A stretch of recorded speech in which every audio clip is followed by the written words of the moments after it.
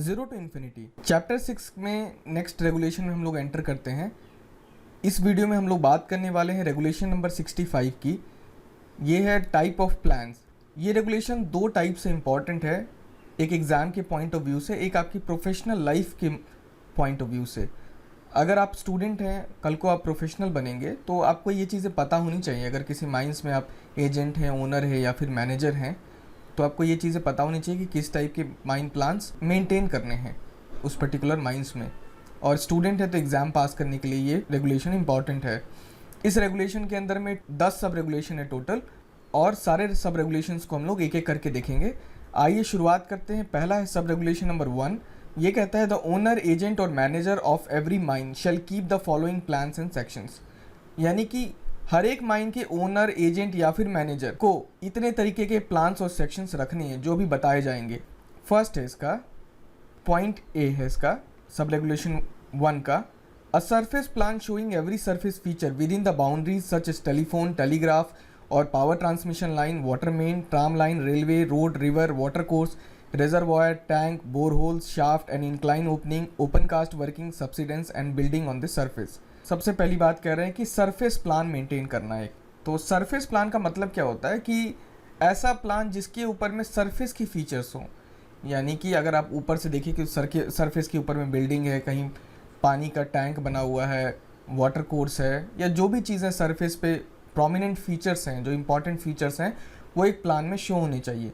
तो अब ये कह रहे हैं कि इसका इंटरप्रिटेशन बड़ा सिंपल है। कहते हैं कि सरफेस प्लान में एवरी सरफेस फीचर होने चाहिए जो कि माइन की बाउंड्री के अंदर में, यानी माइन की जो बाउंड्री होगी वो मार्क्ड होगी सरफेस प्लान पे, और उसके अंदर में देखिए क्या क्या फीचर, जैसे एग्जांपल के तौर पे इन्होंने बोला है कि टेलीफोन होना चाहिए, टेलीग्राफ होना चाहिए, पावर ट्रांसमिशन लाइन दिखाई होनी चाहिए, वाटर मेन, यानी कि वाटर मेन का मतलब हो गया जो पंपिंग होती है और जो मेन लाइन्स होती है वाटर की, पाइपलाइंस, उसकी बात कर रहे हैं। ट्राम लाइन अगर है तो वो, रेलवे अगर है वो तो वो, रोड, रिवर, वाटर कोर्स यानी कोई भी पानी का कोर्स है तो वो, रेजरवॉयर यानी कोई बड़ा सा तालाब या कुंड टाइप की चीज़ है जिसके अंदर पानी स्टोर करके रखा हुआ है तो वो, टैंक है तो कोई टैंक जिसके अंदर वाटर स्टोरेज किया हुआ है, कोई बोरहोल हो, शाफ्ट हो, इंक्लाइन हो, और या फिर कोई ओपन कास्ट वर्किंग हो, या फिर कहीं पे कोई सब्सिडेंस हुआ हो।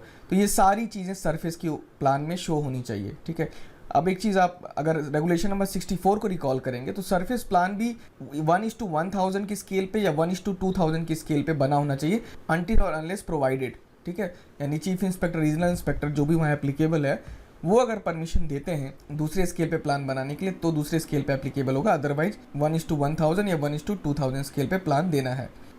इसका पॉइंट नंबर बी है कि एन अंडरग्राउंड प्लान शोइंग, यानी पहला हो गया सरफेस प्लान रखना है, अब दूसरा है अंडरग्राउंड प्लान रखना है। तो अंडरग्राउंड प्लान उन माइंस के लिए एप्लीकेबल होगा जहाँ पे अंडरग्राउंड की वर्किंग है। अगर कोई माइन सिर्फ ओपन कास्ट है तो वहाँ पे ये पॉइंट एप्लीकेबल खुद ही नहीं होगा, क्योंकि वहाँ पे अंडरग्राउंड वर्किंग है नहीं।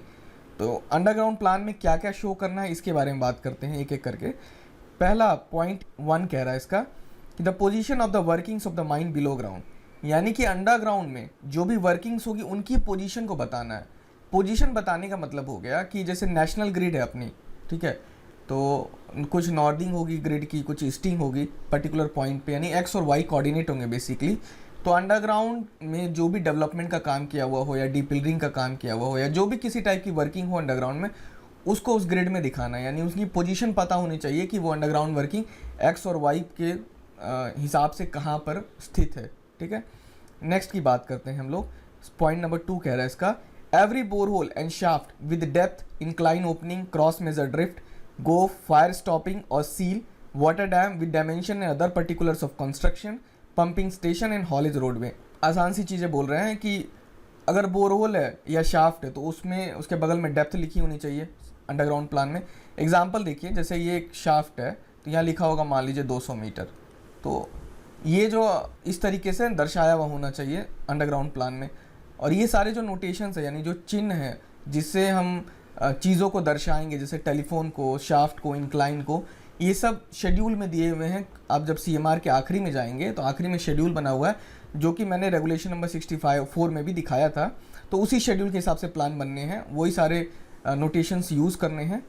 अब नेक्स्ट पॉइंट पे इसमें देखते हैं क्या है, मतलब आगे क्या बोल रहा है ये, कि कोई भी इंक्लाइन ओपनिंग है तो वो दिखानी है। क्रॉस मेजर ड्रिफ्ट, मतलब ऐसी ड्रिफ्ट्स होती है ना, एक लेवल से दूसरे लेवल में क्रॉस करने के लिए अगर कोई ड्रिफ्ट बनाई गई है तो वो ड्रिफ्ट दिखानी है, कोई गोफ है तो गोफ दिखाना है, फायर स्टॉपिंग यानी कोई सील्ड ऑफ एरिया है वहाँ पे फायर स्टॉपिंग बनाई गई है कि फायर का प्रोपेगेशन नहीं हो सके एक्टिव एरिया में, तो फायर स्टॉपिंग दिखानी है उसके अंदर में, कोई सील है सील दिखानी है। वाटर डैम है तो वाटर डैम मतलब अगर पानी के प्रेशर को विथस्टैंड करने के लिए, जैसे नॉर्मल डैम होते हैं ना, बांध बनाए जाते हैं, तो अंडरग्राउंड में भी बांध होते हैं, छोटे छोटे होते हैं वो, तो कहीं पे पानी को रोकना है या कहीं से पानी का पर्कुलेशन हो रहा है उसे कंटेन करना है, तो ऐसे कंडीशन में वाटर डैम बनाए जाते हैं। तो अगर वाटर डैम है तो उसके साथ उसका डायमेंशन का मतलब कितना मोटा वाटर डैम है, कितना ऊंचा है, और उसके साथ अदर पर्टिकुलर ऑफ कंस्ट्रक्शन, ईंटे का बना हुआ है या कंक्रीट का बना हुआ है, आरसीसी है, पीसीसी है, क्या जो भी है वो चीज़ें बतानी है, मतलब माइन प्लान में लिखी होनी चाहिए वो चीज़ें वाटर डैम के बगल में ही, ठीक है।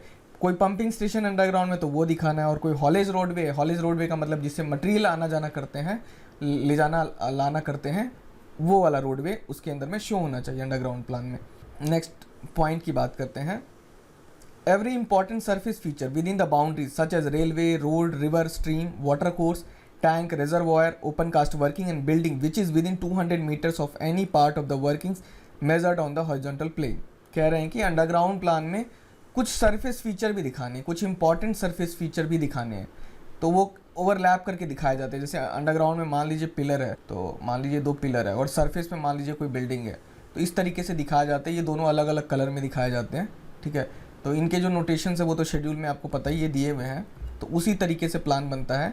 अब देखिए इसकी डिटेल में जाते हैं हम लोग कि जो भी अंडरग्राउंड प्लान होगा उसमें इंपॉर्टेंट सरफेस फीचर में क्या क्या चीज़ें, जैसे एग्जांपल के तौर पे बताया, सच एज रेलवे है, कोई रोड है, रिवर है, स्ट्रीम रिवर का ही छोटा पार्ट हो गया कि रिवर तो होती है बड़ी सारी, स्ट्रीम मतलब छोटी जो पानी की कोई धार बह रही हो, वाटर कोर्स और छोटा हो गया, स्ट्रीम से भी छोटा हो गया, वाटर कोर्स क्या है, सीजनल हो सकता है, नाला टाइप की कोई चीज़ हो सकती है, या कोई टैंक है या रिजर्वायर है वो शो करना है, और ओपन कास्ट वर्किंग हो और बिल्डिंग हो जो कि किसी भी अंडरग्राउंड वर्किंग से हॉरिजॉन्टल प्लेन में 200 मीटर की दूरी में आ रही हो, उसको शो करना है। तो 200 मीटर में आ रही है, इसका मतलब हॉरिजॉन्टल प्लेन में नापने का मतलब ये हुआ कि एग्जाम्पल के तौर पे मान लीजिए आप कि जैसे ये कोल के पिलर्स बने हुए अंडरग्राउंड में, बोर्डन पिलर मेथड है, ठीक है ना, ये मैं थोड़े से पिलर बना दे रहा हूँ, ठीक है, और इसको हमने प्लान में शो किया हुआ, ये बड़ा सा प्लान है, ठीक है।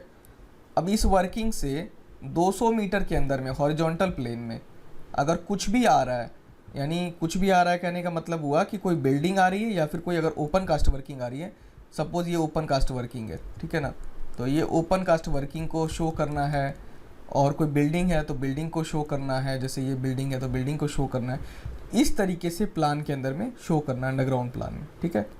नेक्स्ट पॉइंट पे मूव करते हैं, the general direction and rate of dip of the strata. Direction और rate of dip of the strata, यानी स्ट्राटा का डिपिंग का डायरेक्शन क्या है। जैसे मान लीजिए कि कोई भी स्ट्राटा इस तरीके से है, ठीक है ना, ये किस डायरेक्शन में डिप कर रहा है, तो इसका डिप का डायरेक्शन होगा, ठीक है। और रेट ऑफ डिप बताना है इसके अंदर में। रेट ऑफ डिप मतलब कि मान लीजिए 1/10 है तो 1/10 लिखा होगा इसके नीचे, अगर 1/15 है तो 1/15 होगा, 1/3 है तो 1/3 होगा, यानी कि डायरेक्शन बताना है और रेट ऑफ डिप बताना है। डायरेक्शन में कोई भी स्टार्टर जैसे साउथ वेस्ट हो सकता है या कोई भी डायरेक्शन हो सकती है, ठीक है, जैसे उसके अंदर लिखा होता है, और एंगल जनरली लिखा हुआ रहता है कि मान लीजिए 20 डिग्री पे है तो 20 डिग्री में साउथ वेस्ट में डिपिंग है, ठीक है। अब नेक्स्ट पॉइंट 5 देखिए, ये कहता है such sections of the seam as may be necessary to show any substantial variation in the thickness or character thereof and showing the working section and such section of the strata sunk or driven through in the mine or proved by boring as may be available. इसका interpretation ये है कि underground plan में सीम के ऐसे sections को भी दिखाना है जो कि जरूरी हो सकते हैं किसी भी सीम के थिकनेस के वेरिएशन या फिर उसके कैरेक्टर के वेरिएशन को शो करने के लिए, और साथ में उसके वर्किंग सेक्शन को दिखाना है ऐसे सेक्शन में, ठीक है। एक छोटा सा एग्जाम्पल हम लोग इमेजिन करते हैं कि कोई माइन है, उसके अंदर जो सीम है उसकी थिकनेस जनरली जो पाई जा रही है वो 3 मीटर है, और किसी जगह पर जा करके हो सकता है वो सीम 3 मीटर की जगह 5 मीटर की सीम मिलनी शुरू हो गई या फिर 1 मीटर की सीम हो गई। अगर ऐसा कहीं हो रहा है किसी पर्टिकुलर पोर्शन में, तो उस जगह का सेक्शन को शो करना है माइन प्लान के अंदर में, साथ ही साथ उसके साथ में जो वर्किंग सेक्शन है उसको भी शो करना है। फिर इसी में सेकेंड चीज आ जाती है, अगर सीम के कोई कैरेक्टर में चेंज होता है, कैरेक्टर में चेंज होने का मतलब होता है कि सीम की जो लिथोलॉजी है वो चेंज हो जाती है, उसमें जो कोयला आ रहा था उसका कोई टाइप चेंज हो जाता है। ऐसा अगर कोई पार्ट है माइन में सीम का, तो उसके सेक्शन को भी शो करना है। अब आगे वाले पार्ट में कह रहे हैं कि स्ट्राटा का एक सेक्शन शो करना है माइन प्लान में। स्ट्राटा का सेक्शन शो करना मतलब ये बताना कि कौन कौन सी लेयर में कहाँ कहाँ पे क्या चीजें हैं। इसका एग्जांपल मैं अभी आपको दिखाऊंगा। तो स्ट्राटा का सेक्शन क्या तीन तरीके से ऑब्टेन किया जा सकता है। कि पहला है कि संक स्ट्राटा संक, यानी जैसे शाफ्ट सिंकिंग हुई, तो सिंकिंग के दौरान ही पता लगाया जा सकता है कि कहाँ पर क्या क्या चीजें की लेयर अवेलेबल है, कहाँ पर कोयला है, कहाँ पर सैंडस्टोन है, कहाँ पर कोई दूसरा मटेरियल है। यानी ये लिथोलॉजी बेसिकली पता लगाई जा सकती है शाफ्ट सिंकिंग के दौरान, अगर कोई सिंकिंग की गई है। सेकेंड ऑप्शन हो सकता है कि अगर कोई ड्राइवेज है, कोई इंक्लाइन का ड्राइवेज है, तो इंक्लाइन के ड्राइवेज के दौरान क्या चीजें इनकाउंटर हुई, उसके बेसिस पे अगर कोई लिथोलॉजी तैयार की गई है कि इस माइन के अंदर में अगर हम ऐसे ऐसे डेप्थ में जाएंगे तो ये चीजें हमें अवेलेबल होंगी। ठीक है, तो उसका बेसिकली सेक्शन दिखाना होगा। और थर्ड ऑप्शन है कि अगर आपके पास बोरिंग का कोई डेटा अवेलेबल है तो उससे स्टाटा का सेक्शन दिखाना है। एग्जाम्पल आप देखिए अब, जैसे ये क्या है, एक बोरहोल का लॉग है। ठीक है, तो इसमें आप देख सकते हैं जो व्हाइट वाले पोर्शन है ये क्या है, ये ओवरबर्डन वाले मटेरियल है, और जो ब्लैक में देख रहे हैं वो कोल है। तो बेसिकली इसी टाइप का सेक्शन दिखाना है माइन प्लान में। और ये सेक्शन जैसा भी डेटा अवेलेबल हो, सिंकिंग के थ्रू, ड्राइवेज के थ्रू, या फिर बोरहोल के थ्रू, तो जो अवेलेबल हो उसके बेसिस पे ये दिखाना है। नेक्स्ट पॉइंट की बात करते हैं। Point number 6, the position of every roll, wash out, dyke and every fault with the amount on direction of its throw and head. यानी कि अगर सीम के अंदर में कोई रोल अवेलेबल है, वॉश आउट है कहीं पे सीम, कोई डाइक है या कोई फॉल्ट है, तो उन सबको शो करना है। और फॉल्ट के केस में क्या है कि फॉल्ट का थ्रो और हेड दोनों को शो करना है। ठीक है, अब एक एक करके मैं मीनिंग समझा देता हूँ। आपको हो सकता है बहुत सारे टर्म की मीनिंग इसमें ना पता हो। रोल किसे बोलते हैं पहली बात, तो मान लीजिए ये मैंने एक एग्जांपल दिया हुआ है कि ये कोयले की सीम है। ठीक है ना, स्ट्राटा है ऊपर का, मान लीजिए ऊपर का जो भी स्ट्राटा है वो रूफ है। तो रूफ में क्या है कि आप देख रहे हैं यहाँ पे एक ओवल टाइप का बन गया, यहाँ पे रूफ घुस गई है कोल सीम के अंदर में, यानी कोल सीम यहाँ पे नहीं है। तो बेसिकली आप इसको ध्यान से देखिए, ये कोई फॉल्ट नहीं है, यानी कि इसमें सीम की कोई शिफ्टिंग नहीं हुई है ऊपर नीचे, सीम वहीं के वहीं लाई कर रही है। बस क्या है, ऊपर से जो ओवरबर्डन जो भी था वो सीम के अंदर में थोड़ा सा संक कर गया। तो ऐसी जो चीज़ें होती हैं इनको बोलते हैं हम लोग रोल बोलते हैं। ठीक है, अब सेकंड पॉइंट आता है कि वॉश आउट किसे बोलते हैं। सेकंड वाली इमेज में क्या है कि आप सीम तो देख रहे हैं, सीम पूरी की पूरी इंटैक्ट है।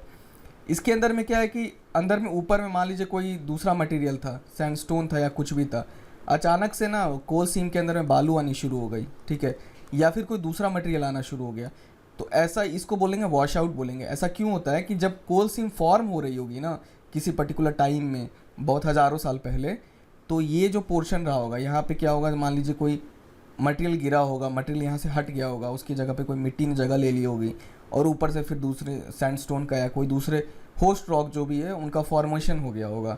तो इस तरीके से वॉश आउट बनता है। तो ये वॉश आउट है, तो वॉश आउट शो करना है सीम में अगर कहीं पर है तो। ठीक है, उनकी पोजीशन को शो करनी है बेसिकली। उसके बाद है कि कोई डाइक, डाइक क्या है, इग्नियस इंट्रूजन है। सील और डाइक आपने पढ़ा होगा जियोलॉजी में, तो डाइक है तो डाइक को शो करना है, फॉल्ट को शो करना है। तो फॉल्ट में दो चीज़ें देखनी है, थ्रो और हेड। यानी थ्रो का मतलब हो गया कि सीम जो है कितनी शिफ्ट हुई है, अपवर्ड थ्रो हो सकता है, डाउनवर्ड थ्रो हो सकता है, तो जो भी थ्रो है। हेड हो गया, जो फॉल्ट प्लेन का एंगल होता है वर्टिकल से, उसको हेड बोलते हैं। मैं यहाँ पे इसमें ज़्यादा डेप्थ में नहीं जाऊँगा, आप इसको अलग से पढ़ लीजिएगा ज़रूर। ठीक है, अगर आपको कन्फ्यूज़न है थ्रो एंड हेड में, तो ये चीज़ों की पोजीशंस को शो करना है। नेक्स्ट पॉइंट पे अब हम लोग मूव करेंगे। An abstract of all statutory restrictions in respect of any specified working with reference to the order imposing the same। यानी कि प्लान में एक एब्स्ट्रैक्ट होना चाहिए, यानी कि छोटी सी टेबल बनी होगी साइड में, और उसके अंदर में जो भी स्टैट्यूटरी रेस्ट्रिक्शंस हैं, मतलब जो वर्किंग के रेस्पेक्ट में, उनको वहाँ पे लिस्ट किया हुआ होना चाहिए। साथ में वो जो रेस्ट्रिक्शन लगाई गई हैं किस ऑर्डर के थ्रू लगाई गई हैं उसका रेफरेंस लिखा होना चाहिए। इसका एग्जाम्पल मैंने रेगुलेशन नंबर 64 में दिया हुआ है, आप वहाँ पर जाकर देख सकते हैं रेगुलेशन नंबर 64 में। ठीक है, अब फाइनली अंडरग्राउंड प्लान में ये सब हमने जान लिया कि क्या क्या चीजें हमें शो करनी है। अब प्लान के बारे में बताया गया है कि whenever this plan is brought up to date, the then position of the workings shall be shown by dotted line drawn through the ends of the working and such dotted line shall be marked with the date of the last survey. यानी कि जब भी underground plan को up to date किया जाएगा तो उस समय अंडरग्राउंड में जो वर्किंग की पोजीशन होगी, यानी उस वर्किंग को डॉटेड लाइन से शो करना है, और वो जो डॉटेड लाइन है जो भी वर्किंग होगी उसके एंड से पास होनी चाहिए, ठीक है। और उस पर्टिकुलर डॉटेड लाइन के ऊपर में डेट लिखी होनी चाहिए जो इस दिन वो सर्वे किया गया होगा। एग्जाम्पल देखिए इस इमेज में, जैसे आप यहाँ देख पा रहे हैं ये वर्किंग का पोजीशन है, ठीक है ना। किसी जिस दिन सर्वे हुआ ये वर्किंग थी, ये जितने भी सर्कल्स देख रहे हैं, तो ये वर्किंग्स के एंड से क्या है, एक डॉटेड लाइन को हमने पार कराया हुआ है, क्रॉस कराया हुआ है। तो इस तरीके से अंडरग्राउंड प्लान में शो करना है। जब भी कोई प्लान देखेगा तो उसको ये पता चल जाएगा कि ये जो पर्टिकुलर डॉटेड लाइन है इसका मतलब जब तक का भी प्लान अपडेटेड है यहाँ पे अभी काम चल रहा था, ठीक है। और इस जो पर्टिकुलर डॉटेड लाइन होगी उस पे कोई भी डेट लिखी हो सकती है, जैसे कि 1 जनवरी 2020 लिखा है। तो इससे पता चल जाएगा कि ये जो सर्वे हुआ था वो किस डेट को हुआ था, लास्ट सर्वे, ठीक है। तो ये तरीका है शो करने का अंडरग्राउंड प्लान में। सब रेगुलेशन 1 का नेक्स्ट पॉइंट है, नेक्स्ट क्लॉज बोलेंगे इसे सी। ये कहता है where a seam has an average inclination of more than 30 degrees from the horizontal, one or more vertical mine section or sections as may be required by the regional inspector showing a vertical projection of the mine working। इसका interpretation है जहां पर सीम का inclination horizontal से 30 degree से ज्यादा है तो वहां पर ओनर, एजेंट या फिर मैनेजर को एक या एक से ज्यादा सेक्शंस को मेंटेन करना होगा, जैसा कि रीजनल इंस्पेक्टर के द्वारा रिक्वायरमेंट हो सकती है, ठीक है। और जो भी सेक्शन मेंटेन किए जाएंगे वो क्या होना चाहिए, जो माइन वर्किंग्स हो उसका वो वर्टिकल प्रोजेक्शन शो करने चाहिए वो सेक्शंस, ठीक है। तो अब क्या है कि बेसिकली आप जानते हैं कि प्लान जो होता है वो टॉप से देखने से, यानी कि ऊपर से अगर आप कोई चीज देखेंगे तो वो चीज कैसी दिखेगी उसको बोलते हैं प्लान, और अगर उसी चीज को आप साइड से देखेंगे तो वो चीज कैसी दिखेगी उसे बोलते हैं सेक्शन, ठीक है। तो छोटा एग्जांपल लीजिए, जैसे ये माइन है, ठीक है। यहाँ पे इस पर्टिकुलर जगह पे ये है कोल सीम। तो अब क्या है कि ये हाइट यानी ये डेप्थ है। अब क्या है कि आप ऐसा मान लीजिए कि कोई एक वर्टिकल प्लेन है जिसके थ्रू क्या है स्लाइस को काट दिया गया है, यानी कि एक स्लाइस काट दी और आपको यहाँ पे दिखना चालू हो गया कि यहाँ पिलर बने हैं, यहाँ पे ये पिलर बना हुआ है, यहाँ पे पिलर बना हुआ है। तो इसी टाइप के सेक्शंस मेंटेन करने हैं जो कि माइन का वर्टिकल प्रोजेक्शन को शो करे। तो सेक्शन क्या है, एक हो सकते हैं, एक से ज्यादा हो सकते हैं, जैसा भी रीजनल इंस्पेक्टर की रिक्वायरमेंट होगी। अब इसमें एक कंडीशन दी हुई है, वो ये कहती है provided that in case of a mine having open cast workings, vertical mine sections showing vertical projections of mine workings at suitable intervals not exceeding 100 meter in both longitudinal as well as transverse directions shall be prepared and maintained irrespective of the inclination of coal seam। तो पहली बात क्या है कि ये जैसे ही condition आ गई, इसका मतलब ये हो गया कि जो ऊपर वाला क्लॉज है, सी का जो मेन क्लॉज है, ये एप्लीकेबल हो गया अंडरग्राउंड माइन के लिए, ठीक है। क्योंकि ओपन कास्ट के आते ही सिचुएशन चेंज हो गई, कंडीशन चेंज हो गई, तो वहां पे रीजनल इंस्पेक्टर की रिक्वायरमेंट पे सेक्शन बनाने थे, एक या एक से ज्यादा मेंटेन करने थे। लेकिन जैसे ही ओपन कास्ट माइन पिक्चर में आती है तो हो सकता है कि नीचे अंडरग्राउंड हो और ऊपर ओपन कास्ट हो, या फिर कोई माइन में सिर्फ और सिर्फ ओपन कास्ट हो, जो नीचे वाली कंडीशन है वो इन्वोक हो जाएगी। अब देखिए कैसे, ऐसी माइन जहां पे भी ओपन कास्ट वर्किंग्स हैं वहां पे क्या है कि माइन के वर्टिकल सेक्शंस को मेंटेन करना है जो कि माइन के वर्टिकल प्रोजेक्शंस को शो करे, और ये जो सेक्शंस मेंटेन होंगे वो 100 मीटर से ज्यादा के इंटरवल पे नहीं होने चाहिए। यानी 100 मीटर से कम हो सकते हैं, 100 मीटर एग्जैक्ट हो सकते हैं, लेकिन 100 मीटर से ज्यादा के इंटरवल पे नहीं होने चाहिए ऐसे सेक्शंस मेंटेन। फिर कह रहे हैं कि ये जो भी सेक्शंस मेंटेन होंगे वो लॉन्गिट्यूडनल और ट्रांसवर्स डायरेक्शन दोनों में मेंटेन होंगे। लॉन्गिट्यूडनल डायरेक्शन मतलब लेंथ के अलोंग माइन की लेंथ जैसे जैसे उस लेंथ में सेक्शन बनाने होंगे, और ट्रांसवर्स मतलब लेंथ के अक्रॉस बनाने होंगे। बेसिकली अगर सीम के स्ट्राइक और डीप की भाषा में हम समझे तो एक जो डीप के डायरेक्शन में बनाने होंगे सेक्शन, और साथ ही स्ट्राइक के डायरेक्शन में भी सेक्शंस बनाने होंगे, ठीक है। तो अब क्या है कि जहां पे भी ओपन कास्ट है वहां पे ये वर्टिकल माइन सेक्शन मेंटेन करने हैं जो कि मैक्सिमम 100 मीटर के इंटरवल पे हो सकते हैं, लॉन्गिट्यूडनल और ट्रांसवर्स डायरेक्शन दोनों में प्रिपेयर करने हैं और मेंटेन करने हैं। और ये जो ओपन कास्ट के सेक्शन होंगे वो सीम के इंक्लिनेशन से इंडिपेंडेंट होंगे, ठीक है। यानी अगर 20 डिग्री भी है सीम का इंक्लिनेशन या फिर 0 डिग्री भी है तो वहां भी वर्टिकल सेक्शंस को मेंटेन करना है। अब मैं आपको एक सेक्शन दिखाता हूं, ये आप देख सकते हैं यहाँ पे इमेज में कि एक माइन का सेक्शन बना हुआ, ये माइन क्या है कि अभी माइनिंग हुई नहीं है यहाँ पे। ये जो सीम आप देख रहे हैं ये सारी वर्जिन सीम है। ये जो ब्लैक में आप देख रही हैं कोल सीम्स है, और बीच में जो आप देख रही है थिन सीम है कोल की। यहाँ पे भी सीम है, ये सीम है। और ये जो आप देख रहे हैं ये बेंच का डिजाइन किया हुआ है यहाँ पर, ठीक है ना। तो जब माइन बनेगी तो ये अलोंग इस बेंच के अलोंग में वो माइन का जो फाइनल पिट लिमिट होगा वो ऐसे आ जाएगा, ठीक है ना। तो सपोज करते हैं कि अगर यहाँ पे माइनिंग हो गई होगी तो ये सेक्शन कैसा दिख सकता है। तो ये ऊपर वाली सीम में यहाँ तक माइनिंग होगी, ठीक है। नीचे वाली सीम में यहाँ तक माइनिंग हुई, इस वाली सीम में यहाँ तक माइनिंग हुई, तो ये कुछ ऐसा बेंच का शेप बनेगा, ठीक है ना। तो इस टाइप के जो भी सेक्शंस आएंगे 100-100 मीटर के इंटरवल पे, ठीक है ना, जैसे भी बन सके। ये जो आप देख रहे हैं ये है आपके डीप के अलोंग का सेक्शन, यानी कि ये लॉन्गिट्यूडनल डायरेक्शन में है। और दूसरा जो सेक्शन बनेगा, जैसे ये लॉन्गिट्यूडनल में इस डायरेक्शन में सेक्शन बना है, तो ट्रांसवर्स में बनेगा आपको इस डायरेक्शन में सेक्शन बनेगा, यानी सीम की जैसे चौड़ाई जिस तरीके से जा रही है तो उस डायरेक्शन में मिलेगा। तो इसी तरीके के सेक्शंस मेंटेन करने हैं। अब नेक्स्ट की बात करेंगे हम लोग। इसका पॉइंट डी आता है वेंटिलेशन प्लान। अभी देखिए हमने 3 चीज़ें पढ़ी है। पहला है सरफेस प्लान, दूसरा है अंडरग्राउंड प्लान, और तीसरा है सेक्शंस। ये 30 डिग्री से जहाँ पे भी ज़्यादा हो तो वहाँ पे सेक्शंस मेंटेन करने हैं। फोर्थ चौथी चीज़ आ जाती है डी पॉइंट के अंदर में कि एक वेंटिलेशन प्लान भी मेंटेन करना है। ये कहता है a ventilation plan and section where necessary showing the system of ventilation in the mine and in particular, यानी एक वेंटिलेशन प्लान मेंटेन करना है और उसका सेक्शन जहाँ पे भी ज़रूरत हो, ठीक है ना। अगर सेक्शन की ज़रूरत है तो वहाँ वेंटिलेशन प्लान के साथ साथ सेक्शन भी मेंटेन करना है। उसके अंदर क्या होना है, वेंटिलेशन का सिस्टम बताया होना चाहिए। वेंटिलेशन का सिस्टम बताने का मतलब हुआ कि हवा कैसे घुस रही है माइन के अंदर में, हवा कहाँ से बाहर निकल रही है, हवा कैसे होकर के जा रही है, कौन कौन से वेंटिलेशन के अंदर में इंपॉर्टेंट फीचर्स हैं जो वेंटिलेशन से रिलेटेड है, वेंटिलेशन को रेगुलेट करने के लिए, जैसे रेगुलेटर है, बूस्टर फैन है, ऑक्सिलरी फैन है। इस टाइप की चीज़ें जो भी वेंटिलेशन के अंदर में आती है, एयर करंट को डिस्ट्रीब्यूट करने के काम में आती है, वो सब शो होना चाहिए वेंटिलेशन प्लान के अंदर में। अब देखिए इन पर्टिकुलर क्या क्या चीज़ों की बात की गई है। ये तो मैंने आपको जनरल बताया कि लॉ के हिसाब से, और इन पर्टिकुलर क्या क्या एक वेंटिलेशन प्लान के अंदर में होना चाहिए।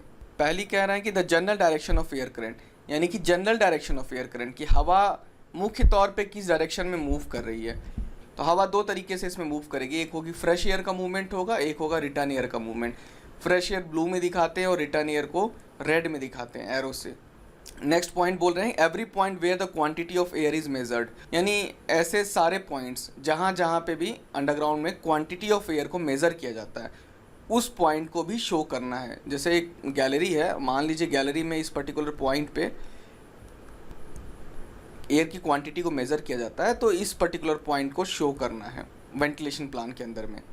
नेक्स्ट की बात करते हैं अब हम लोग कि every air crossing, ventilation door, stopping and every other principal device for the regulation and distribution of air, यानी एयर के रेगुलेशन और डिस्ट्रीब्यूशन। रेगुलेशन मतलब कि एयर की क्वांटिटी को जिससे कंट्रोल किया जाता है। आप गैस यूज़ करते हैं ना, गैस में रेगुलेटर होता है ना, गैस में आप रेगुलेटर कम ज़्यादा करके देखते नहीं, गैस थोड़ी कम निकलती है और आँच कम हो जाती है, फिर रेगुलेटर को थोड़ा तेज़ कर देते तो ज़्यादा निकलनी शुरू हो जाती है गैस। तो वैसे ही अंडरग्राउंड में भी जहाँ वेंटिलेशन सिस्टम इस्टेब्लिश होता है वहाँ पे एयर को रेगुलेट करने के लिए सिस्टम बनाए हुए होते हैं और डिस्ट्रीब्यूशन के लिए भी सिस्टम बनाया होता है। डिस्ट्रीब्यूशन मतलब जैसे पाइप में देखा होगा ना, एक पाइप से 4 कनेक्शन है, 4 जगह पानी जा रहा है। घर में आपके नल में ही देखा होगा, ऊपर टैंक तो एक ही है लेकिन हर नल में पानी आता है। वो कैसे आता है, वो डिस्ट्रीब्यूशन सिस्टम से आता है। तो उसी तरीके से हवा का भी डिस्ट्रीब्यूशन अंडरग्राउंड में किया जाता है। तो अब ये कह रहे हैं कि एवरी एयर क्रॉसिंग ऐसी जगह होगी जहाँ पे हवा, गर्म हवा और ठंडी हवा एक साथ क्रॉस कर रही होती है, वैसे पॉइंट जहाँ एयर क्रॉसिंग है वो शो करना है। वेंटिलेशन डोर शो करना है, जो भी वेंटिलेशन डोर बनाए हुए हैं। उसके बाद स्टॉपिंग शो करनी है, अगर जो भी वेंटिलेशन स्टॉपिंग बनाई गई है या आइसोलेशन स्टॉपिंग बनाई गई है, ये सारी शो करनी है।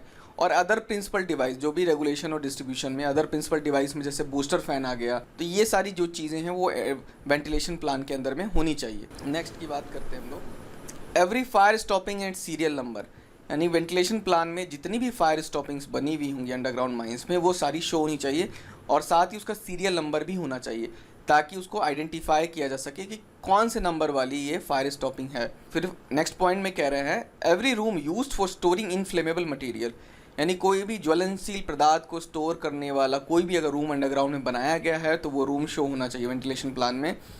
नेक्स्ट पॉइंट कहते हैं the position of fire fighting equipment, कि फायर फाइटिंग इक्विपमेंट जैसे फायर एक्सटिंग्विशर है, पानी है, बालू की बाल्टी है, ये सब चीज़ें जहाँ जहाँ रखी हुई हैं वो सब वेंटिलेशन प्लान के अंदर में शो होना चाहिए, उनकी लोकेशंस बतानी होगी वेंटिलेशन प्लान के अंदर में ही।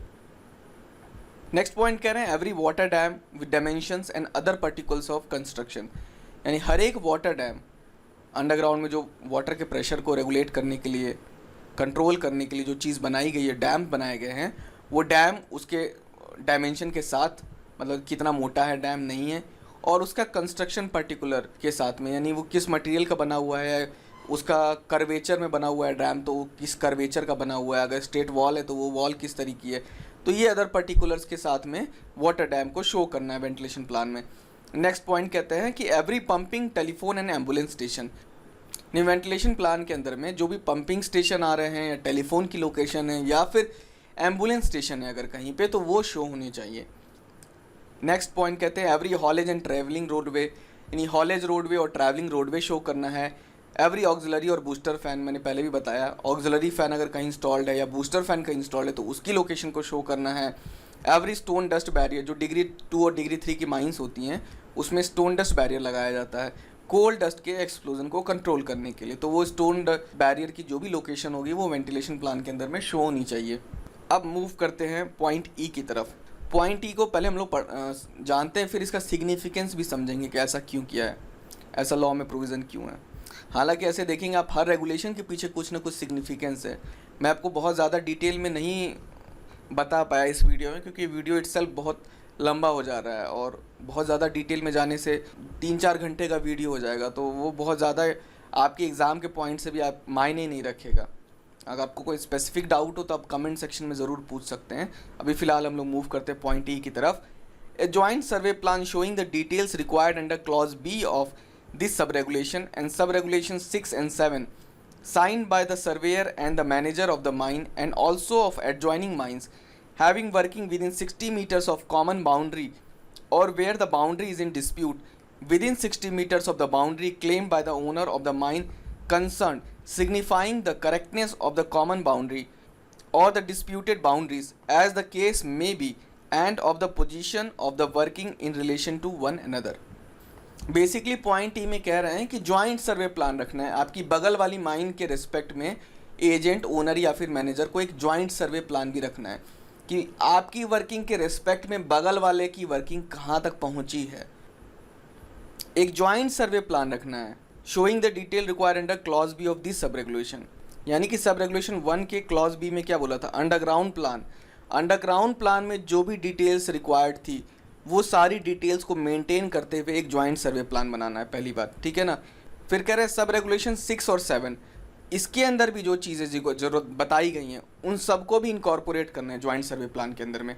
सब रेगुलेशन 6 और 7 आगे अभी हम पढ़ेंगे, आपको पता चल जाएगा। अभी के लिए याद रखिए सब रेगुलेशन 6 और 7 के अंदर में जो डिटेल बताई गई है वो डिटेल इनकॉर्पोरेट करनी है एक जॉइंट सर्वे प्लान में, और अंडरग्राउंड प्लान में जो डिटेल बताई गई है वो डिटेल्स को इनकॉर्पोरेट करना है एक जॉइंट सर्वे प्लान में। और ये जो प्लान होगा जॉइंट सर्वे प्लान साइन होना चाहिए सर्वेयर से और मैनेजर से, जिस माइन के लिए बनाया जा रहा है जॉइंट सर्वे प्लान उस माइन के सर्वेयर और मैनेजर से, और बगल वाली माइन जिसके साथ ये जॉइंट सर्वे प्लान बनाया जा रहा है उसके सर्वेयर और मैनेजर से साइंड होना चाहिए।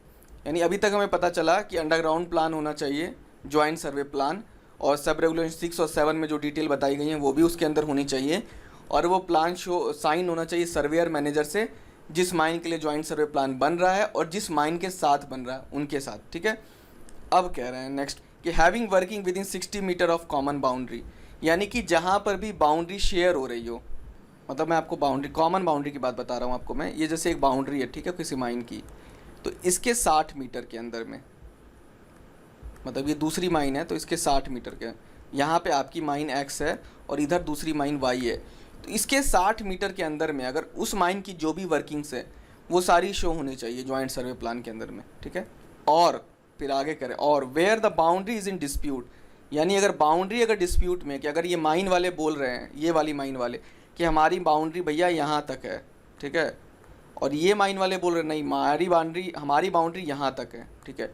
अगर ये बाउंड्री डिस्प्यूट में है तो उस कंडीशन में क्या होना चाहिए कि within 60 metre of the boundary claimed by the owner of the mine concerned, यानी कि मान लीजिए आप इस माइन के रिस्पेक्ट में बना रहे हैं, एक्स माइन के रिस्पेक्ट में, तो इस ओनर के द्वारा जो बाउंड्री क्लेम है मान लीजिए इस ओनर के द्वारा अगर ये बाउंड्री क्लेम है तो इसके 60 मीटर के अंदर तक का ज्वाइंट सर्वे प्लान होना चाहिए, जो भी डिस्प्यूटेड बाउंड्री है उस केस के लिए, ठीक है। और उसमें वही है कि जो भी वर्किंग की पोजीशन होगी एक दूसरे के रेस्पेक्ट में बतानी है, तो यही है ज्वाइंट सर्वे प्लान। ज्वाइंट सर्वे प्लान का सिग्निफिकेंस, आप ये पानी वानी का अगर कोई इशू होता है या कोई फायर का इशू होता है कि बगल वाली माइन से कोई डेंजर इसके अंदर में घुस जाए, हो सकता है, तो उस केस में ज्वाइंट सर्वे प्लान काम आता है। और ज्वाइंट सर्वे प्लान क्या है कि टाइम टू टाइम अपडेट करते रहने से ये हमेशा पता चलता रहता है, मतलब किसी भी पर्टिकुलर माइन के ओनर को, कि हम लोग दूसरे की बाउंड्री में तो नहीं घुस रहे हैं या फिर दूसरा हमारी बाउंड्री में तो नहीं घुस रहा है ना, तो इसे जो खतरा हो सकता है उसको टाला जा सकता है। नेक्स्ट की बात करते हैं हम लोग। Point F, A geological plan of the area of lease hold on a suitable scale.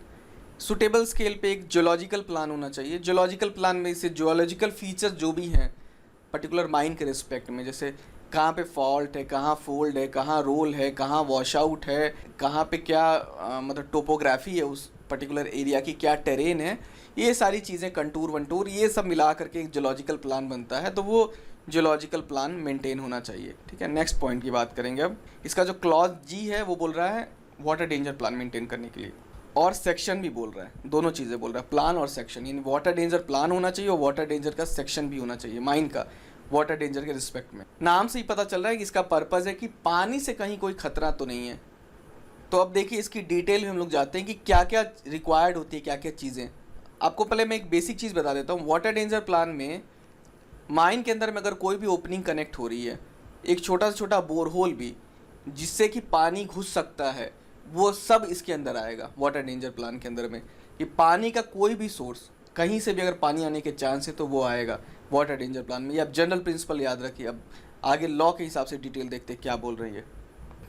नाला, river, lake, water pond, water course, drainage or any other water bodies on surface or below ground existing up to 200 metres of the boundary of the mine.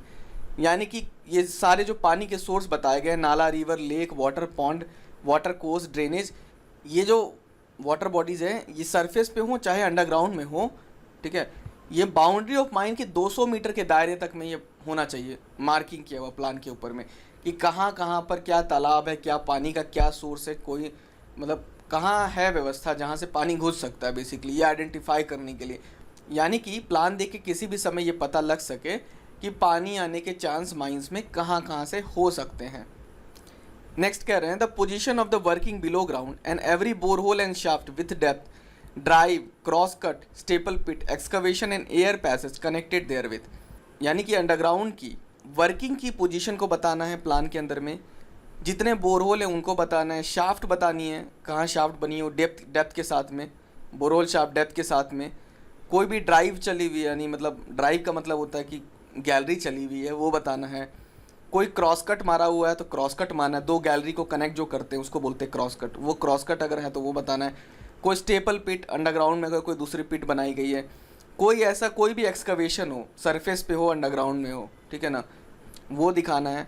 और जो भी air passage हो जो कि mine से connected हो, यानी कि एयर शाफ्ट होती है ना माइंस के अंदर में, एग्जॉस्ट के लिए या इनटेक के लिए, ये सारे जो फीचर हैं ये एक वाटर डेंजर प्लान में होने चाहिए। आपको मैंने लॉजिक पहले ही बताया था कि कहीं भी अगर होल है माइन से कनेक्टेड तो उससे सबसे बड़ा खतरा पानी आने का, तो इसलिए ये सारी डिटेल्स मांगी है यहाँ पे। नेक्स्ट पॉइंट की बात करते हैं। The position of every dyke, fault and other geological disturbance with the amount and direction of its throw as well as head.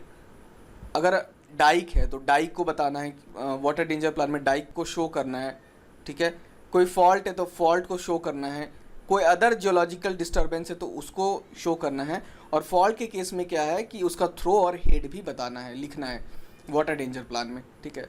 तो जियोलॉजिकल फीचर्स जो डिस्टर्बेंसेस होते हैं वो क्या करते हैं ना, एक कंटिन्यूटी को ब्रेक करते हैं, जो भी स्ट्राटा की कंटिन्यूटी होती है ना उसको ब्रेक करते हैं। तो वो उसका जो प्लेन होता है ना वो एक वीक प्लेन होता है, वहाँ से भी पानी के प्रोपगेट होने के चांसेस हो सकते हैं, ठीक है, या वाटर का जो डायरेक्शन है वो चेंज हो सकता है जियोलॉजिकल फॉल्स की वजह से। तो दैट्स वाई ये चीज़ को रिक्वायरमेंट में रखा गया है कोई भी वाटर डेंजर प्लान में, इसके पीछे का लॉजिक यही है।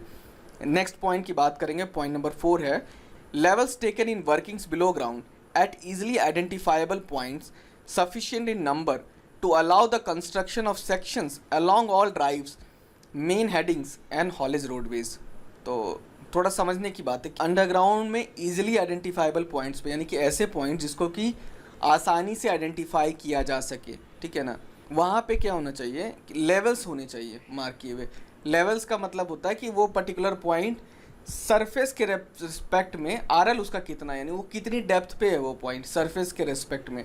डेप्थ एग्जैक्टली नहीं लिखी होती, आरएल लिखे होते हैं, ठीक है, उसको बोलते हैं लेवल्स। तो वो होने चाहिए क्या पता है, सफिशिएंट नंबर्स में, ठीक है ना। ऐसा इसलिए कि जो लेवल्स होंगे उसके बेसिस पे क्या है कि कभी भी अगर ज़रूरत पड़े तो किसी भी ड्राइव के अक्रॉस, किसी भी ड्राइव यानी सारी ड्राइव के लिए बोल रहे हैं, या जो भी मेन हेडिंग है या फिर हॉलेज रोडवेज हैं, इनके अक्रॉस सेक्शन बनाया जा सके, ठीक है ना। अब इसके पीछे का लॉजिक सोचिए, कभी कोई एक्सीडेंट हो जाता है, ठीक है, और अगर पर्सन फंस जाते हैं, उनको लोकेट करना है पर्सन को और उन पर्सन को बाहर निकालना है, तो ये वाटर डेंजर प्लान उस केस में काम आ सकता है कि जो लेवल्स मार्क किए हुए होंगे अलग अलग आइडेंटिफाइबल पॉइंट्स पे, वहाँ पे क्या है सेक्शन बनाए जा सकते हैं, ठीक है। उससे ये पता चल सकता है कि वाटर जो फ्लो करेगा वो किस डायरेक्शन में फ्लो करेगा, कहाँ पे पर्सन सेफ हो सकते हैं या कहाँ पे लोकेट हो करेंगे तो वहाँ इजीली मिल सकते हैं, या फिर वहाँ से सेक्शन के थ्रू ये पता कर सकते हैं वहाँ से इजीली अप्रोच हम कैसे कर सकते हैं अगर सरफेस से कोई फ्रेश अप्रोच करनी है तो। मतलब इसके पीछे का लॉजिक यही है, ये हालांकि कहीं लिखा नहीं है बट आपको समझने के लिए मैं बता रहा हूँ। अब नेक्स्ट की बात करेंगे हम लोग, पॉइंट नंबर 5 की। Every source of water such as river, stream, water course, reservoir, water logged open cast working on the surface and also the outline of all waterlogged workings below ground lying within 60 meters of any part of the workings measured in any direction। यानी कि water के जितने भी source हैं, river हो, stream हो, water course हो, reservoir हो, कोई water log open cast working हो सरफेस पे, ये सब वाटर डेंजर प्लान में आने चाहिए, ठीक है। और कह रहे हैं कि जो भी वाटर लॉग्ड वर्किंग्स होंगी अंडरग्राउंड में, वो किसी भी अंडरग्राउंड की वर्किंग के 60 मीटर में किसी भी डायरेक्शन में अपना पे उसके रेंज में जो भी पड़ रहे होंगे उसको शो करना चाहिए वाटर डेंजर प्लान। एग्जांपल के लिए देखिए, मान लीजिए कि मल्टी लेवल वर्किंग है और यहाँ पे आपकी वर्किंग चल रही है अभी, ठीक है, ऊपर में 20 मीटर की पार्टिंग है और यहाँ पे अभी फेस पहुँच गया, तो आपको पता चल रहा है कि इस वाले पोर्शन में यहाँ से आप नापा तो पता चला कि 50 मीटर है और यहाँ तक पानी भरा हुआ है यहाँ पर, ठीक है ना, वाटर है। तो ऐसे अगर कोई वर्किंग्स आती हैं, एनकाउंटर होती है, तो उसको भी शो करना है वाटर डेंजर प्लान के अंदर में, ठीक है। पॉइंट 6 इसका, every reservoir, dam or other structure either above or below ground constructed to withstand a pressure of water or to control inrush of water along with reference to its design and other details of construction. यानी जो भी reservoir हो, कोई dam हो या कोई ऐसा structure जो कि वाटर के प्रेशर को विथस्टैंड करने के लिए बनाया गया हो, चाहे सरफेस पे हो यानी ऊपर में माइंस के, या फिर अंडरग्राउंड में बनाया हो, बिलो ग्राउंड में बनाया हो, वैसे स्ट्रक्चर को भी शो करना है वाटर डेंजर प्लान में। और साथ ही उस स्ट्रक्चर के साथ उसका जो डिज़ाइन होगा, उसका रेफरेंस और जो भी कंस्ट्रक्शन की अदर डिटेल्स होंगी उसको शो करना है। नेक्स्ट पॉइंट पे आते हैं हम लोग, point number 7, the highest flood level of the area. यानी जो पर्टिकुलर माइन है उस माइन के HFL को डिनोट करना है कि उस पर्टिकुलर माइन के आसपास के जो एरिया में हाईएस्ट फ्लड लेवल है वो कितना है, ठीक है ना। सब रेगुलेशन 2 पे मूव करते हैं इसके। Separate plans and sections for the working of every seam or of every separate section of every seam shall be kept in respect of clauses B, C, D and E of sub regulation 1। पहले recall करते B, C, D, E of sub regulation 1 क्या है। B था underground plan, C था कि जहाँ पे 30 degree से ज़्यादा हो वहाँ पे सेक्शंस रखने हैं, D है आपका वेंटिलेशन प्लान और E है ज्वाइंट सर्वे प्लान। तो अब कह रहे हैं ये, अगर एक माइंस में मल्टी सीम वर्किंग है तो हर एक सीम के रेस्पेक्ट में clause number B, C, D और E जो सब रेगुलेशन 1 में बताया गया था उसके रेस्पेक्ट में प्लान रखने हैं। और अगर किसी पर्टिकुलर सीम के अंदर में एक से ज़्यादा सेक्शन है तो उस केस में भी B, C, D और E सब रेगुलेशन 1 के अंदर में जो क्लॉज है उसके अंदर में प्लान रखनी है। यानी 2 तरीके के प्लान हो गए कि अगर मल्टी सीम वर्किंग है तो, या फिर अगर मान लीजिए कहीं थिक सीम है और उसको कहीं मल्टीपल सेक्शंस में वर्क किया जा रहा है, एक या एक से ज़्यादा सेक्शन, 2 सेक्शन या 3 सेक्शन में या और किसी ज़्यादा नंबर के सेक्शंस में, तो उस हर एक सेक्शन के लिए अलग अलग प्लान रखने हैं। अब इसमें एक कंडीशन दी गई है, provided that in respect of plans maintained under clause B of sub regulation 1, clause B का मतलब underground plan, combined plan of all seams or sections which are lying within 9 meter of each other and which are worked at the mine shall also be kept, and in the combined plans workings in different seam or section shall be shown in different colors. यानी ऐसी जो सीम है जो 9 metre के अंदर में आ रही है, कोई भी यानी कंटिन्यूस सीम जिनको बोलते हैं, कि अगर 9 मीटर की रेंज में जितनी भी सीम्स आ रही है और उसमें जितनी भी वर्किंग हो रही हो, उनके लिए क्या करना है कि एक कंबाइंड प्लान रखना है, ठीक है। और कंबाइंड प्लान में क्या है कि जो अलग अलग सेक्शन होंगे वर्किंग के, मान लीजिए लोअर को मान लीजिए आपने ब्लू में दिखा दिया, ऊपर को ग्रीन में दिखा दिया, ऊपर को रेड में दिखा दिया, एग्जाम्पल के तौर पे कर रहा हूँ, यानी अलग अलग कलर में दिखाने ताकि ईजिली आइडेंटिफाइबल हो सके प्लान के अंदर में कि ये वाला ऊपर वाला सेक्शन है, ये वाला नीचे वाला सेक्शन है जो वर्किंग सेक्शन है, ठीक है। नेक्स्ट पॉइंट की बात करेंगे अब हम लोग। सब रेगुलेशन नंबर 3 आता है, the plans maintained under clauses A, B, D, E, F and G of sub regulation 1 shall also show surface contour lines drawn at vertical intervals not exceeding 5 meters or 10 meters in the case of a mine where there are no working below ground, or in cases of mines situated in hilly terrain. Such other interval as the regional inspector may permit by an order in writing and subject to such conditions as he may specify over the whole area lying within 200 meters of any part of the working. A हो गया आपका यहाँ पर surface plan, B हो गया underground plan, C को छोड़ दिया गया, C जो सेक्शंस थे 30 डिग्री से ऊपर वाले सीम के लिए वो, फिर D आ गया आपका वेंटिलेशन प्लान, E हो गया जॉइंट सर्वे प्लान, F हो गया आपका जियोलॉजिकल प्लान और G हो गया वाटर डेंजर प्लान। यानी इन सारे प्लान जो कि सब रेगुलेशन 1 के अंदर में मेंटेन किए जाएंगे, इनके अंदर में क्या होनी, सरफेस कंटूर लाइन भी शो होनी चाहिए 5-5 मीटर के इंटरवल पे, ठीक है ना। कंटूर ऐसे आपने देखी होगी, जैसे ये मान लीजिए 100 मीटर है कंटूर, यानी इस हर पॉइंट पे एलिवेशन जो है 100 मीटर है, तो अगली जो कंटूर बनेगी वो 105 मीटर की होगी, उसके बाद अगली जो कंटूर बनेगी वो 110 मीटर की होगी। तो इस तरीके से कंटूर लाइन होनी चाहिए प्लान के ऊपर में, और जो होल एरिया होगा उसके 200 मीटर बाहर तक, यानी जो भी वर्किंग्स होगी वर्किंग्स के 200 मीटर बाहर तक कंटूर लाइन शो होनी चाहिए, ठीक है। अब एक कंडीशन और कह रहे हैं कि 5 मीटर की कंटूर नहीं हो सकती 2 कंडीशन में। 10 मीटर की कंटूर कब कर सकते हैं कि अगर कोई पर्टिकुलर माइन है जहाँ पे कि अंडरग्राउंड में कोई वर्किंग नहीं है, तो उस माइन के लिए जो कंटूर लाइन होगी वो 10-10 मीटर पे होगी, यानी 100 के बाद डायरेक्ट 110 आएगा, 105 नहीं आएगा, ठीक है। या फिर ऐसी कोई माइन जो कि हिली टेरेन में सिचुएटेड है, वहाँ पे 100 के बाद 110 यानी 10-10 मीटर का इंटरवल।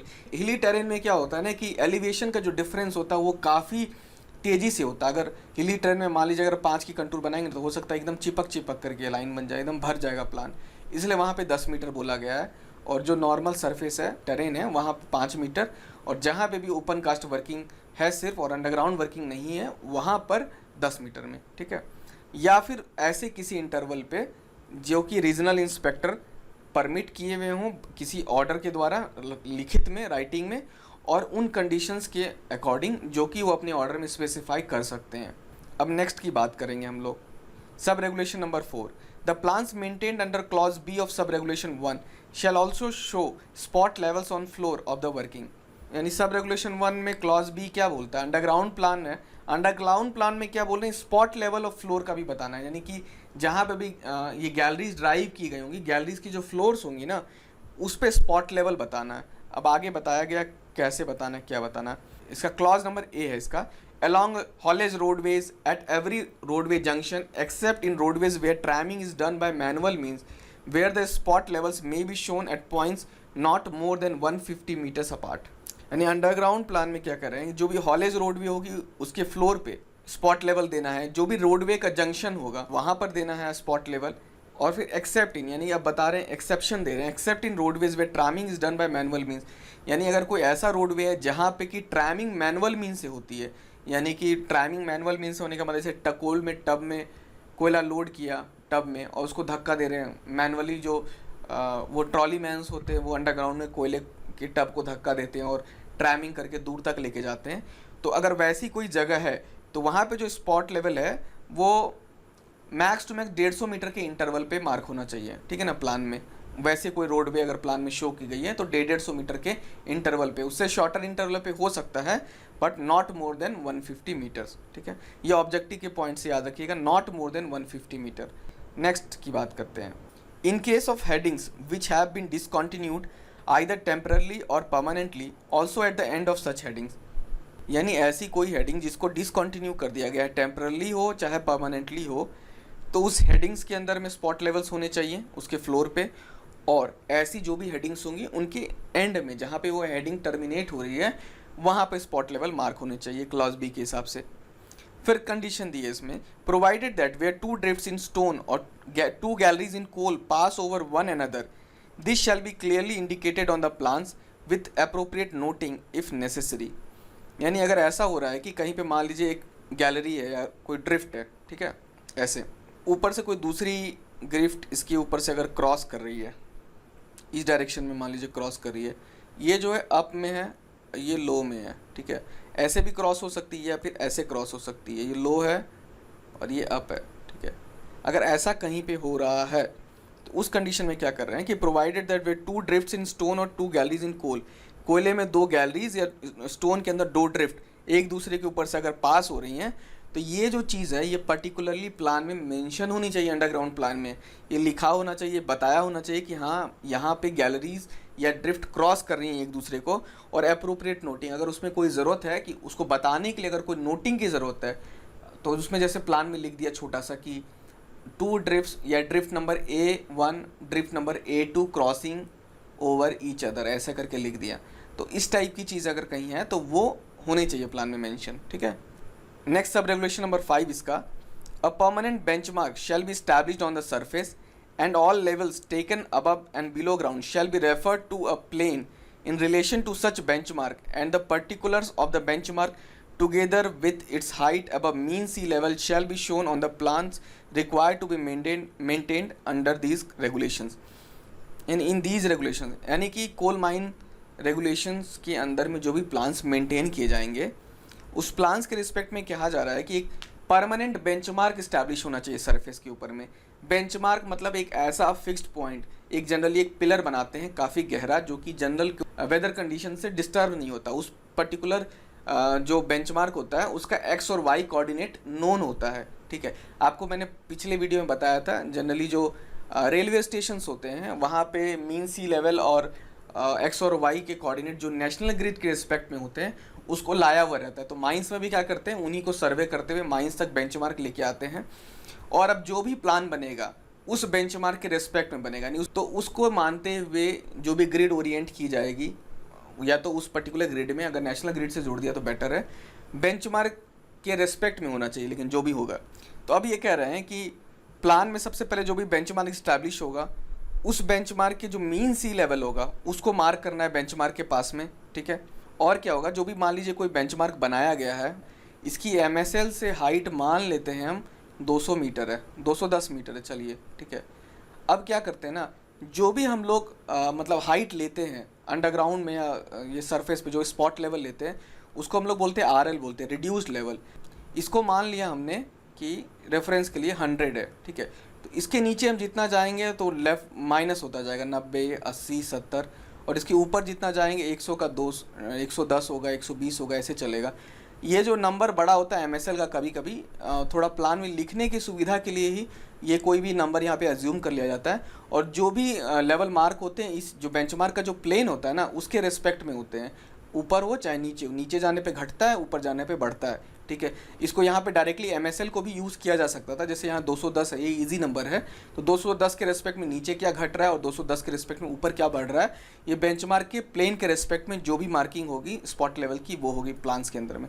तो ये पर्टिकुलर सब रेगुलेशन नंबर 5 यही बता रहा है। नेक्स्ट सब रेगुलेशन नंबर है 6, the plans maintained under clauses A and B of sub regulation 1 shall also show the settled boundary of the mine, or where the boundary is in dispute, the boundary is claimed by the owner of the mine and by the owner of the mine adjacent to the disputed boundary। कह रहे हैं कि सब regulation 1 में जो clause A और B के अंदर प्लान, यानी जो सरफेस प्लान है और अंडरग्राउंड प्लान है, उसमें क्या है, जो सेटल्ड बाउंड्री है, यानी ऐसी बाउंड्रीज माइंस की जिसका कोई डिस्प्यूट नहीं है, यानी ओनर को पता है 100% कि ये जो बाउंड्री है लीगली उसकी है, वो सेटल्ड बाउंड्री उसके अंदर में शो होनी चाहिए। और अगर माइन की बाउंड्री में कोई ऐसा पोर्शन है बाउंड्री का जो कि डिस्प्यूट में है, तो जो भी ओनर है, रेस्पेक्टिव ओनर माइंस का, उसके द्वारा जो क्लेम की गई बाउंड्री, यानी उसको जो लगता है कि ये मेरी माइन की बाउंड्री है, और अगर कोई डिस्प्यूट में बगल वाली माइन वाला कोई बाउंड्री डिस्प्यूट करके रखा, वो बोलता है नहीं मेरी बाउंड्री और आगे तक है, तो उसके द्वारा जो क्लेम की गई बाउंड्री है वो दोनों बाउंड्री एडजेसेंट जो भी माइन होगी सरफेस प्लान और अंडरग्राउंड प्लान में शो होनी चाहिए, ठीक है।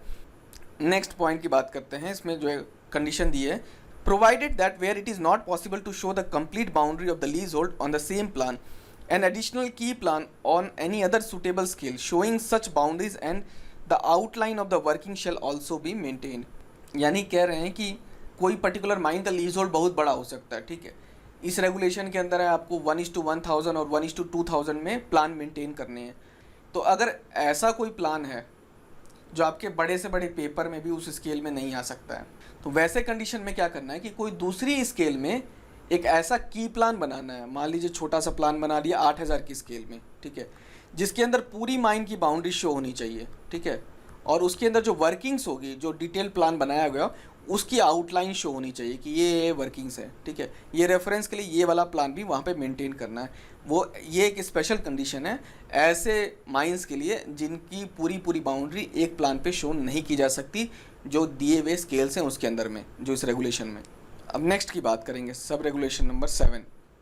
The plans maintained under clause B of sub regulation 1, यानी अंडरग्राउंड प्लान की बात कर रहे हैं, shall also show the workings and all features as specified in that clause both above and below ground of all adjacent mines as are situated within 60 meters measured on any plane of the boundary claimed by the owner of the mine। यानी सब regulation 1 के अंदर में B में, clause B में जो underground plan maintain होगा, उस माइन के बाउंड्री के चारों तरफ अगर कोई भी एडजेसेंट माइन पड़ती है तो हर एक माइन की बाउंड्री के अंदर में 60 मीटर तक में शो होना चाहिए जो भी फीचर्स बताए गए हैं क्लॉज बी के अंदर में, सब रेगुलेशन 1 के अंदर में।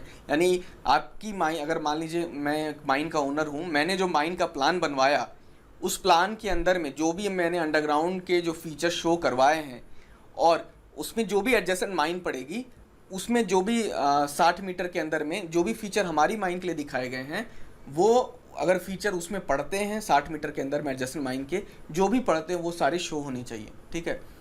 अब यहाँ पे आप कंफ्यूज हो सकते हैं कि ज्वाइंट सर्वे प्लान और इसमें क्या अंतर है। तो ये जो प्लान है जो सब रेगुलेशन 7 के अंदर में बोला जा रहा है, ये प्लान ज्वाइंट सर्वे प्लान से इसलिए डिफरेंट है कि इसमें जो सिग्नेचर होगा वो सिर्फ जो हमारे, मान लीजिए मेरी माइन है तो हमारे यहाँ के मैनेजर और सर्वेयर का होगा, बगल वाली एडजेसेंट माइन के मैनेजर और सर्वेयर का नहीं होगा। ये हमारी नॉलेज में क्या है वो चीज़ इसके अंदर में शो होगी। तो ये बेसिकली आएगा ज्वाइंट सर्वे प्लान से ही, लेकिन ज्वाइंट सर्वे प्लान से ये डिफरेंट है, ठीक है। नेक्स्ट सब रेगुलेशन नंबर 8।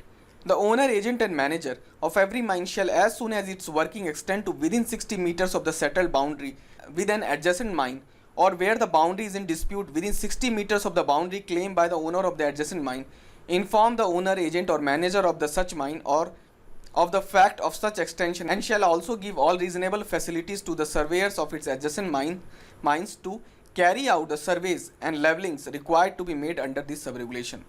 सब रेगुलेशन 8 कह रहा है कि मान लीजिए कोई भी माइन है, माइंस में जैसे बाउंड्री के 60 मीटर के अंदर में वर्किंग से अप्रोच करनी शुरू होती है, ठीक है। मान लीजिए माइंस की बाउंड्री है और 60 मीटर के अंदर में लास्ट वर्किंग आना शुरू हो गई और इधर अभी हम बढ़ना शुरू कर चुके हैं, ठीक है। तो ऐसी कंडीशन में क्या है कि जो भी ओनर होंगे, एजेंट होंगे, मैनेजर होंगे, उनको क्या करना होगा, जो बगल वाले ओनर, एजेंट, मैनेजर होंगे उनको उसका इंटीमेशन देना है कि भैया हम अपनी बाउंड्री के 60 मीटर में घुसना शुरू कर चुके हैं अब।